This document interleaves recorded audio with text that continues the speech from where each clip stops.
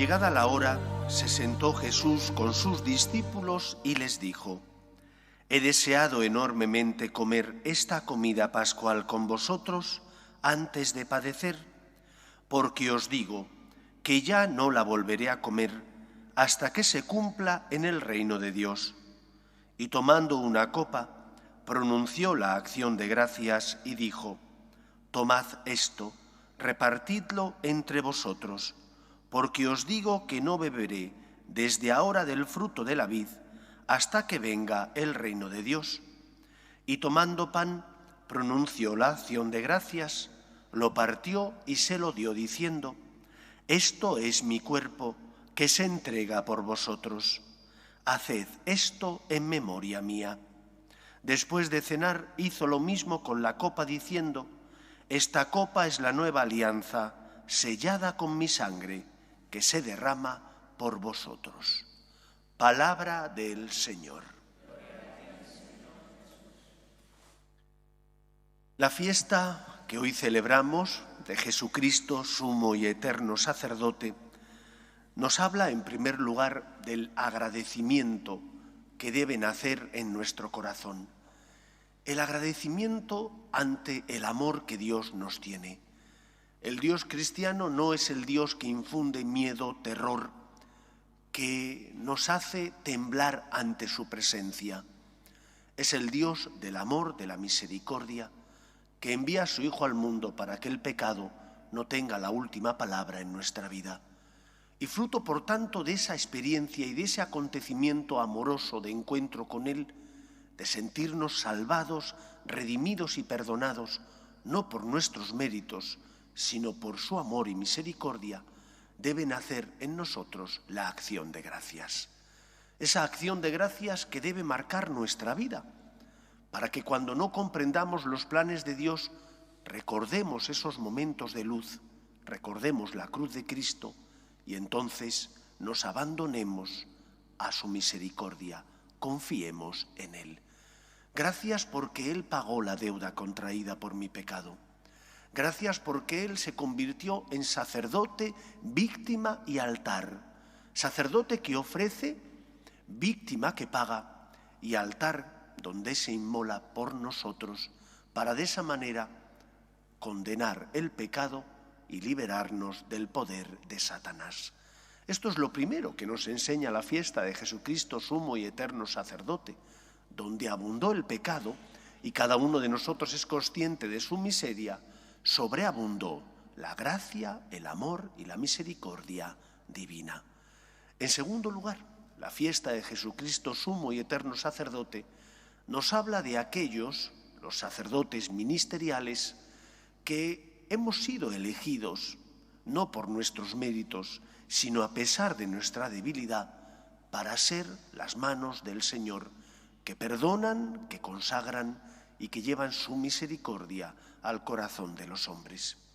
Y por eso en una época de la historia de la humanidad, donde el sacerdote ministerial está siendo perseguido a veces por su pecado y otras veces por las leyendas negras que se crean falsamente para manchar su misión y por lo tanto su tarea, nosotros hemos de rezar por ellos, de pedir al Señor que mande santos sacerdotes, que toque el corazón de aquellos ministros que Él ha elegido para que sean buen instrumento de Dios, pero que también tengamos una visión equilibrada y por lo tanto una visión que es la visión de Dios, que nos hace decir aquello que decía San Pablo, que los sacerdotes llevamos un tesoro en vasijas de barro, que el Señor no nos ha elegido por nuestra santidad, sino a pesar de nuestra miseria.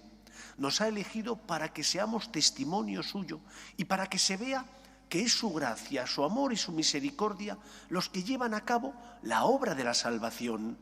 Y no es la santidad del sacerdote el que perdona, ni el que consagra, ni el que absuelve. Es Dios, que sí es santo y es el santo entre todos los santos, el que tiene que llevar a cabo esa misión por medio de personas pecadoras como somos sus ministros, los sacerdotes. Eso no significa que no tengamos que pedir que los sacerdotes deseen cada vez más ser santos. Eso significa que tenemos que rezar por ellos, que tenemos que ofrecer sacrificios y que tenemos que tener también misericordia, como la tienen contigo, con aquellos que tropiezan porque son débiles, pero que han sido elegidos por Dios para ser instrumento suyo y darnos la salvación. Recordad aquel pasaje del Evangelio, de la historia, que nos cuenta cómo San Francisco se encuentra con un sacerdote que llevaba una doble vida. Estaba viviendo con una mujer y no debía vivir de esa manera. Y él, a pesar de las críticas furibundas de todo el mundo hacia ese sacerdote, cuando se encontró con él, se arrodilló ante él y le besó las manos. No besó al sacerdote por el pecado que cometía, sino porque sus manos estaban bendecidas y eran capaces de absolver los pecados y de hacer presente a Jesús en la Eucaristía. Recemos por ellos para que sean santos y lleven a cabo la misión que Cristo les encomendó. Y en tercer lugar, nosotros creemos en Jesucristo, sumo y eterno sacerdote, que nos indica que Él es el camino que tenemos que seguir para la salvación. Y que como miembros que somos de la Iglesia, también nosotros, porque pertenecemos a la Iglesia y hemos sido bautizados, y por lo tanto al ser injertados en la vida divina, formamos parte también del sacerdocio común de los fieles. Todos nosotros tenemos que aprender a ofrecer nuestras cruces y sacrificios. Cuando el sacerdote celebra, y vosotros también como miembros de la Iglesia participáis en la Eucaristía, lo que hacemos es perpetuar el sacrificio de Cristo. Actualizamos la obra de nuestra redención, llevándola al corazón de todos los hombres. Por lo tanto, ofrezcamos la Eucaristía por la salvación del mundo, por aquellos que ya no vienen a la Iglesia, pero que necesitan, lógicamente, la misericordia y el perdón de Dios, por aquellos que han abandonado la fe o la práctica religiosa, pero sufren en su cuerpo o en su espíritu. Pero además ofrezcamos nuestras cruces, como Cristo subió a la cruz por nosotros, para de esa manera, como dice San Pablo, completar en nuestra carne lo que falta a la pasión de Cristo. Nosotros no somos corredentores, solo redime Cristo, pero sí somos colaboradores de Cristo en la obra de la salvación cuando tú le dices: Señor, por ti ofrezco el sacrificio de escuchar a este vecino pesado que no hace más que hablar. O por ti ofrezco, Señor, el sacrificio de perdonar a esta persona que una y otra vez sus tropiezos me hacen daño. O por ti me sacrifico para intentar ayudar a este que sufre y que su necesidad me pide que yo le ayude, exigiendo por tanto mi mortificación. Pues pidamos al Señor que completemos en nuestra carne lo que falta a la pasión de Cristo, que es sumo y eterno sacerdote.